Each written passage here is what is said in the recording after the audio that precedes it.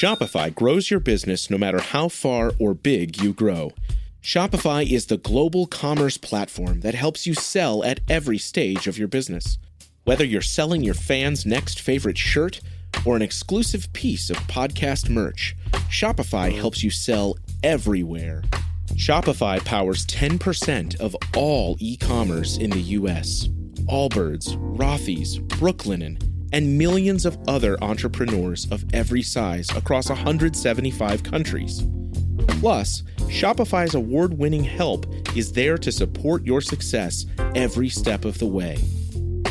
Because businesses that grow, grow with Shopify. Sign up for a $1 per month trial period at shopify.com/income, all lowercase. Go to shopify.com/income now to grow your business, no matter what stage you're in.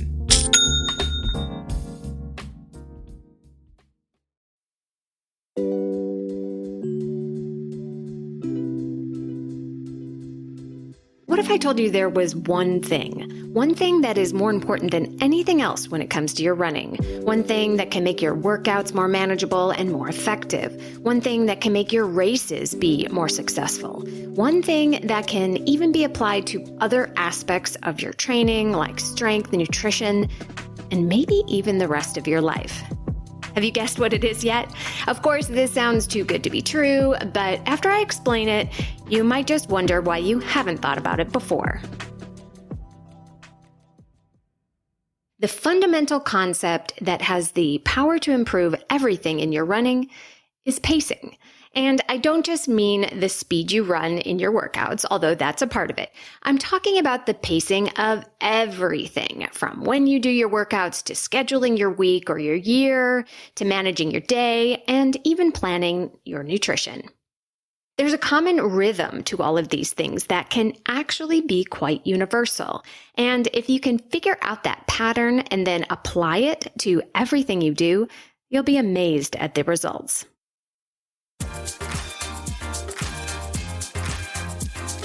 Welcome to The Planet Runner. I'm Coach Claire Bartholic, and my mission is to help you improve your running, your mindset, and your life with science-backed training and plant-based nutrition.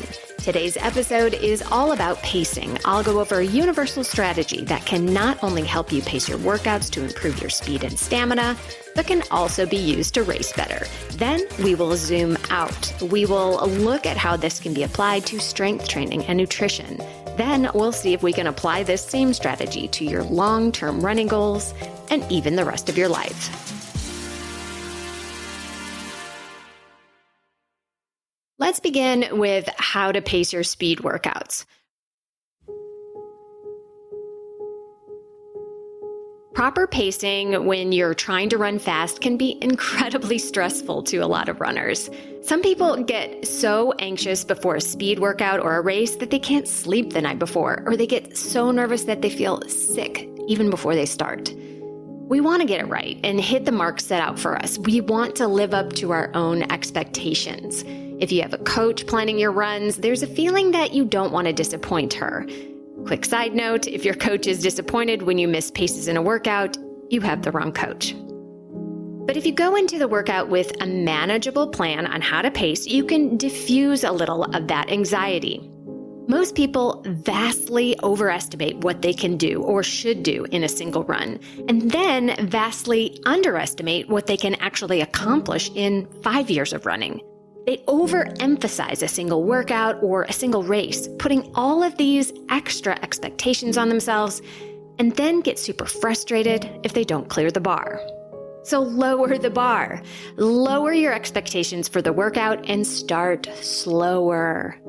Every workout gets harder the longer you run, so factor that in and sandbag the first few intervals.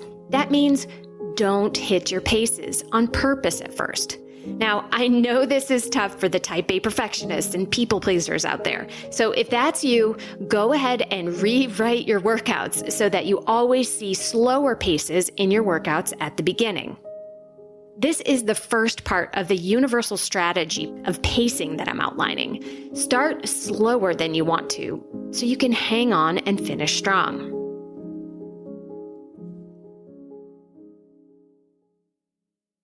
Most new or untrained runners do the opposite of this. They either have no plan at all and just try to run fast until they can't anymore, or they look at their planned paces with no real sense of what the effort should feel like. And then they run fast until they can't anymore. They will quit before the workout is over because they're out of steam. Or they'll run so fast that they completely change the goal of the workout, risk injury and burnout. Not to mention digging themselves in a deep hole of recovery, making the next few workouts more miserable and less effective. Don't do that. Run a manageable workout that starts off at a conservative pace, challenges you by the end, and leaves you with a little in reserves to fight another day.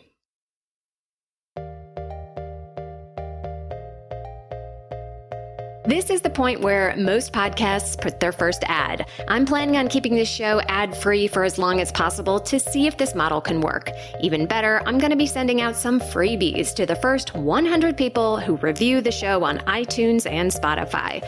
I'll explain more details at the end of the show, or go ahead and check out the show notes to learn more.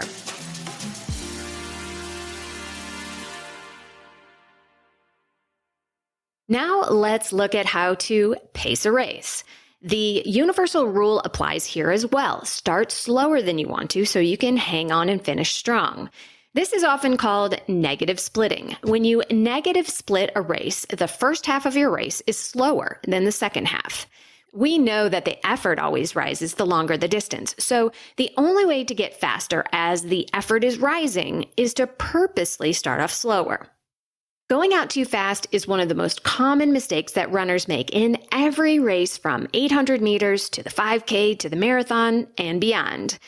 We're excited that race day is finally here. The adrenaline's flowing. The crowd is pumping us up. The first part of the race feels so easy that you might think, wow, this is amazing. I've gotten so fit and this feels awesome. I'm going to blow my race pace goal completely out of the water if I can just keep up this pace. And then inevitably, a tsunami of exhaustion hits you in the face, and it all falls apart.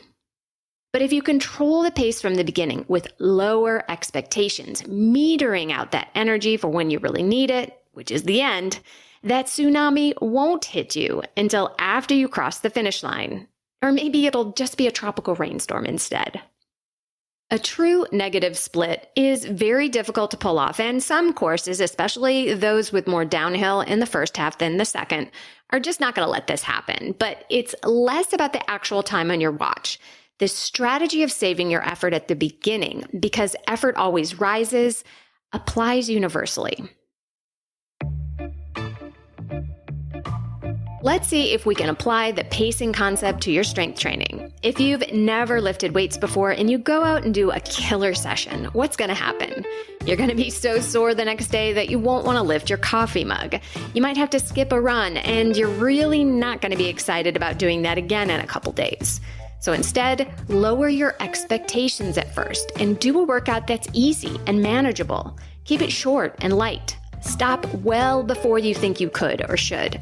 Getting sore from a strength training session is not a badge of honor or a sign that you got a good session in. Sure, you're going to cross the soreness line occasionally, but not getting sore is a much better and less painful approach. As you get stronger, those easy workouts will get too easy to be effective, so you'll have to change things up. Think of this as similar to the middle of a running workout or race. You've gotten past the beginning, and now the challenge should go up. The only difference here is that you actually have to apply the challenge and lift a little heavier instead of the race doing it for you.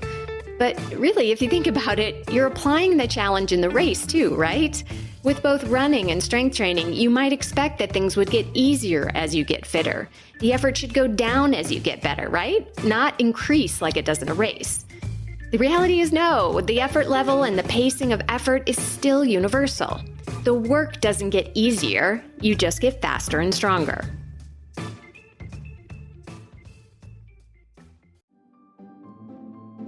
Greetings from Evergreen Podcasts. We're rolling out a listener survey and we want to hear from you.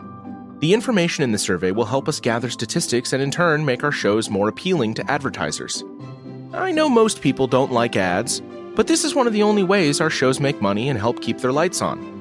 We promise it will only take a few minutes, but the impact on our podcasts will be tremendous. As a token of our appreciation, we'll randomly select one lucky participant each month to win an exclusive merchandise package from Evergreen Podcasts. Head to evergreenpodcast.com/listenersurvey to help a show and possibly get some free stuff for doing so.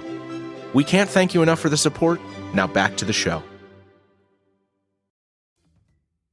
How does this apply to nutrition? You certainly could argue that good nutrition actually gets easier the more you do it, and that is true. But let's break that down a bit into effort and timing and pacing. If you've grown up on the standard American diet, which has the appropriate acronym SAD, your diet gets a large portion of its calories from highly processed, refined foods, sugary drinks and treats, and low amounts of whole fruits, vegetables, and fiber, not to mention far too much alcohol. When you decide to overhaul that and eat healthier, it's a massive jump to expect that you're suddenly going to be cooking all your meals from scratch and eating 11 servings of fruit and vegetables a day. Just like pounding out a way too hard strength session leads to failure, attempting to radically change your diet all at once is likely to fail as well. So let's apply our universal pacing rule. Lower your expectations and start slower than you'd like. Instead of switching to tofu, brown rice, and broccoli cold turkey, see what I did there? Simply aim to add a vegetable to dinner to lunch. Maybe add a piece of fruit to your snacks. The goal is not massive, unsustainable change that will break you. It's small, consistent habit changes. When things get too easy, up the challenge. I think you see where I'm going with this, right? Now, let's apply pacing or timing techniques to your nutrition when it comes to athletic fueling. Just like you have a race plan or a workout plan to maximize efficiency and effectiveness of your training, you should pace and plan your nutrition throughout your day, in and around your workouts. Have a plan for what you eat before every run. Learn what you need to fuel during a run and what works for your body. Learn when and what you need after a run and have that ready to go, whether you are hungry or not. Planning all of this is going to be a challenge at first, but ultimately the effort will go down as you practice this. Nutrition timing or pacing is incredibly important for anyone who works out on purpose and anyone who is trying to manage a healthy lifestyle. Underfueling, whether it's accidental or on purpose, is a huge factor in overeating. So pacing your food throughout the day every 2 to 3 hours is how you win the nutritional race. You are never starving or stuffed. The goal is to stay in that Goldilocks zone as much as you can. What I love about the whole concept of pacing is that it really can be used just about anywhere. When you're planning out a week of running, you'll want to pace it so that it's manageable and sustainable. You purposely plan low-effort days and rest days so you have the freshness to run hard when you need to. When you're thinking about your big dream goals like breaking 2 hours and a half or running Boston or running sub-3 in the marathon, plan out the pacing of what that will take. You're not going to go out and crush your dream goal tomorrow. It's going to take consistent, deliberate, and sustainable effort. Lower your daily expectations to raise your long-term ones. The concept of deliberately applying less effort so that you can accomplish more in the long run is paradoxical. It even feels a little un-American in our busy hustle culture, where overworking is exalted and exhaustion is everywhere. Manageable pacing with everything you do can change all of that.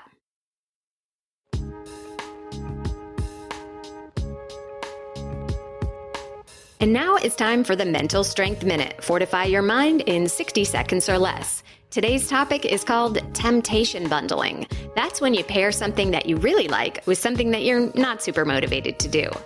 Let's say you want to get better at stretching and mobility work, but you're just not super motivated to make it happen. You're always putting it off or missing it completely.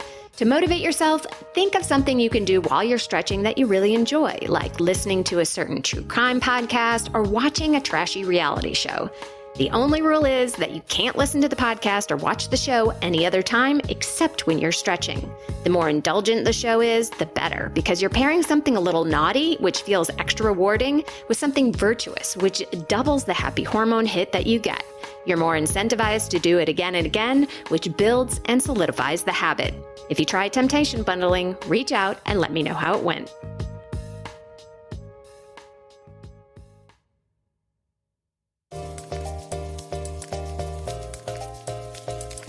Thank you so much for listening to the Planted Runner podcast. I plan to keep these episodes ad-free for as long as I can, and I need your help getting the word out. Please take a moment to leave a review on iTunes and Spotify and let the world know what you think. To give you an extra incentive, I will gift the first 100 reviewers some free hydration goodies. All you have to do is send me a screenshot of your review and email me your mailing address at Claire@theplantedrunner, CLAIRE, and I will personally mail you a gift. I'm only able to offer this to U.S. addresses, but I certainly will be grateful for reviews from anywhere in the world. As always, have a great run today.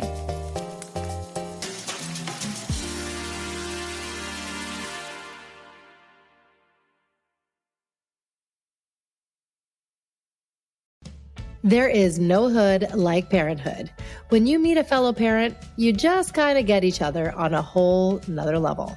Hi, I'm Kanika Chadda Gupta. I'm a former CNN journalist, mom of 3, including twins, and host of That's Total Mom Sense, the podcast.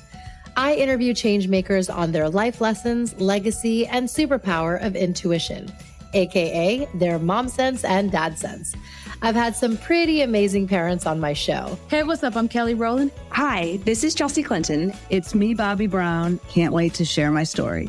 Episodes release every Thursday. Subscribe wherever you listen to podcasts and on YouTube. Join my tribe at thatstotalmomsense.com and follow me on Instagram at Kanika Chadda Gupta. I'm thrilled to be on this journey with you.